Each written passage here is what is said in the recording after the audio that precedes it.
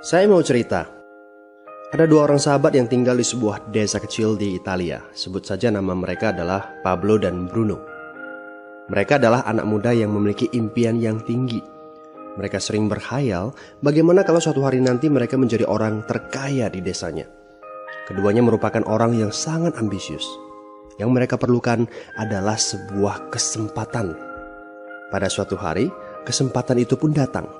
Kepala desa memutuskan untuk mempekerjakan kedua anak ini untuk membawa air dari sungai ke sebuah penampungan air di tengah desa. Keduanya masing-masing membawa 2 buah ember dan segera menuju ke sungai. Menjelang sore, keduanya telah mengisi penampungan air sampai penuh. Kepala desa menggaji mereka masing-masing berdasarkan jumlah ember air yang mereka bawa. Wow, Pablo dan Bruno senang sekali. Ini berarti impian mereka akan segera terkabul. Mereka sulit percaya jika mereka bisa mendapatkan rezeki sebanyak ini. Mereka bekerja lebih keras lagi setiap hari agar bisa mengangkut air lebih banyak. Namun, Pablo mulai merasakan ketidaknyamanan. Ia tidak yakin pekerjaan ini bakal buat impiannya terwujud. Punggungnya nyeri dan kedua telapak tangannya lecet-lecet. Kian hari, kian takut saat harus pergi bekerja. Ia pun mulai berpikir keras mencari akal bagaimana caranya membawa air dari sungai ke desanya. Aha, Pablo mendapatkan ide. Bruno, saya punya rencana. Daripada kita mondar-mandir bawa-bawa ember setiap hari, kenapa kita nggak sekalian aja buat sebuah saluran pipa dari sungai ke desa kita? Saluran pipa? Ide dari mana itu? Seru Bruno. Kita udah punya kerjaan yang bagus, Pablo. Saya bisa bawa 100 ember sehari. Saya akan jadi orang kaya. Di akhir minggu, saya bisa beli pakaian baru. Pada akhir bulan, saya bisa beli seekor sapi. Dan pada akhir tahun, saya bisa bangun sebuah gubuk baru. Nggak ada kerjaan sebagus ini di desa ini. Setiap minggu kita bisa liburan. Setiap akhir tahun, kita berhak cuti selama 2 minggu dengan gaji utuh. Kita akan punya hidup yang layak. Jadi buang jauh-jauhlah pikiran untuk bangun saluran pipa. Tapi Pablo tidak putus asa. Ia akhirnya memutuskan untuk bekerja paruh waktu. Ia tetap bekerja mengangkut ember-ember air. Separuh waktunya, serta di akhir pekan, dia luangkan waktu untuk bangun saluran pipanya. Hal itu tidak mudah. Penghasilannya otomatis menurun dan dibutuhkan waktu 1 hingga 2 tahun sebelum saluran pipanya bisa menghasilkan sesuatu yang berarti. Bruno dan orang-orang desa mulai mengejek Pablo. Dia menyebutnya Pablo si manusia saluran pipa. Bruno yang berpenghasilan hampir 2 kali lipat dari Pablo terus memamerkan barang-barang baru yang berhasil ia beli. Sapi, keledai, pakaian, sepatu baru, gubuk bertingkat 2. Bruno bisa makan mewah di kedai. Orang-orang di desa menyebutnya Tuan Bruno. Sementara Bruno berbaring santai di sore hari pada akhir pekan, Pablo terus saja menggali saluran pipanya. Pada bulan-bulan pertama, Pablo memang tidak bisa menunjukkan hasil dari usahanya. Pekerjaannya memang sangat berat, bahkan lebih berat daripada kerjaan Bruno. Karena Pablo juga harus bekerja pada malam hari. Demikian pula di akhir minggu. Tapi Pablo selalu mengingatkan pada diri sendiri bahwa impiannya dibangun berdasarkan pada perjuangan yang dilakukan hari ini. Dari hari ke hari, dia terus menggali, inci demi inci. Sedikit demi sedikit, lama-lama jadi bukit. Dari 1 inci kemudian menjadi 1 kaki. Kemudian jadi 10 kaki. Kemudian 20 kaki, 100 kaki, dan seterusnya. Bersakit-sakit dahulu, senang-senangnya kemudian. Demikian dia terus menyemangati dirinya sendiri. Sepulang kerja, tubuhnya lelah sekali. Fokus pada hasilnya. Kata-kata itu terus ia ulangi dalam hati setiap hari saat dia pergi tidur. Sementara dari bar di desa itu terdengar gelak tawa mengiringinya ke alam mimpi. Ayo, fokus pada hasil akhir. Hari berganti bulan, saluran pipanya sudah setengah jadi. Saat beristirahat, Pablo melihat dari jauh sahabatnya Bruno yang terus saja mengangkut ember-ember.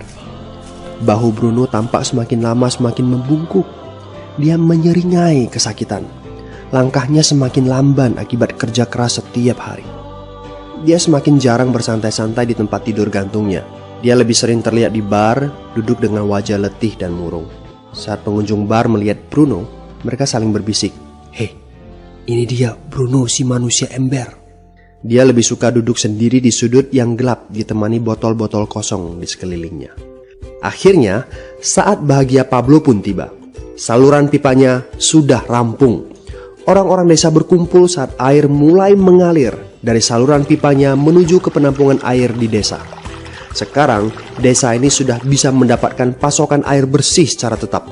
Pablo tidak perlu lagi membawa ember. Artinya, airnya akan terus mengalir, baik dia sedang bekerja maupun tidak. Air itu mengalir saat dia makan, saat dia tidur. Air itu mengalir di akhir minggu ketika dia asyik bermain. Semakin banyak air yang mengalir ke desa itu, semakin banyak pula uang yang mengalir ke kantong Pablo. Apa moral dari cerita ini? Pertanyaan yang paling penting untuk kita renungkan adalah, siapakah Anda? Seorang pembawa ember atau seorang pembuat saluran pipa? Apakah Anda hanya mendapatkan penghasilan jika Anda datang ke tempat kerjaan, seperti Bruno pengangkut ember? Atau Anda termasuk orang yang bekerja hanya sekali saja, kemudian Anda dibayar terus-menerus, seperti Pablo pembuat saluran pipa? Jika Anda termasuk orang kebanyakan, itu berarti Anda bekerja dengan menggunakan pola pembawa ember. Anda membarterkan waktu untuk mendapatkan uang. Maksudnya, bekerja 1 jam dibayar per jam, bekerja 1 bulan dibayar per bulan, bekerja setahun dibayar per tahun. Masuk akal kan? Masalahnya, dengan sistem pembawa ember, masuknya uang akan berhenti saat kita berhenti bawa ember. Artinya pendapatan kita hanya sementara alias tidak langgeng. Kalau di suatu pagi Bruno bangun dan punggungnya terasa sakit, sehingga dia tidak bisa bangkit dari tempat tidurnya, berapa uang yang akan dia dapatkan hari itu? 0 besar. Fakta yang harus kita sadari adalah kita tidak bisa bekerja selamanya karena faktor usia dan kesehatan. Jika kita tidak sanggup membarterkan waktu kita, maka kita tidak akan mendapatkan uang. Pablo jauh hari sudah menyadari keterbatasan ini. Karena itulah dia langsung berpikir untuk menciptakan suatu sistem yang memungkinkan dia untuk terus mendapatkan bayaran baik dengan cara barter waktu ataupun tidak. Pikirkan ini. Bagaimana dengan Anda? Anda mau apa kalau besok penghasilan Anda berhenti? Apa yang akan terjadi kalau Anda dipecat? Apa yang terjadi kalau kemudian Anda sakit atau cacat sehingga tidak bisa membawa ember lagi? Bagaimana seandainya perawatan kesehatan yang mendadak yang harus Anda jalani menghabiskan uang tabungan Anda? Apa yang terjadi bila uang tabungan Anda itu langsung menguap dalam semalam? Kalau penghasilan Anda berhenti besok, untuk berapa lama Anda bisa membayar hipotek Anda? Cicilan rumah, mobil Anda, ataupun untuk biaya sekolah anak-anak Anda? 1 tahun, 6 bulan, 3 bulan, atau 3 minggu? Jelas. Apakah Anda bekerja sebagai penyapu jalan, bekerja di kantor, punya jabatan tinggi, atau memiliki toko, seorang profesional di bidang tertentu, tetap saja Anda membarterkan antara satuan waktu dengan satuan uang. Apakah dengan cara demikian Anda akan aman? Satu-satunya jalan untuk menciptakan keamanan yang sesungguhnya adalah seperti yang dilakukan oleh Pablo, yaitu membangun saluran pipa saat Anda masih bekerja sebagai pembawa ember. Dengan membangun sebuah saluran pipa, Anda cukup mengerjakan pekerjaan sekali saja, capeknya sekali saja, tetapi Anda akan dibayar terus-menerus. Saluran pipa ini akan memberikan Anda penghasilan walaupun Anda sedang tidur ataupun Anda sedang main. Penghasilan ini juga akan terus Anda peroleh setelah Anda pensiun, pada saat Anda sedang sakit ataupun cacat sehingga tidak bisa bekerja, dan juga dalam situasi darurat.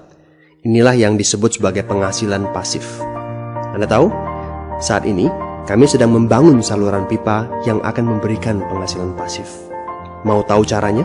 Hubungi teman yang meminta Anda untuk menonton video ini. Dia punya akses untuk informasi yang Anda butuhkan. Mintalah video lanjutannya, atau jika memungkinkan, bertemu langsung dengan teman Anda.